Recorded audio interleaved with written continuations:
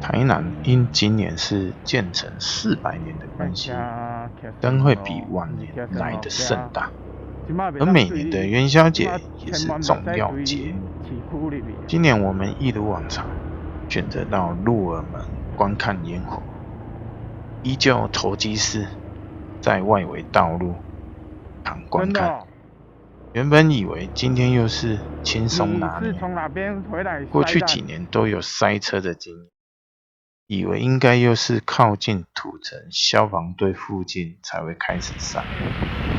结果今年在市区就开始塞了。好不容易找到停车空间，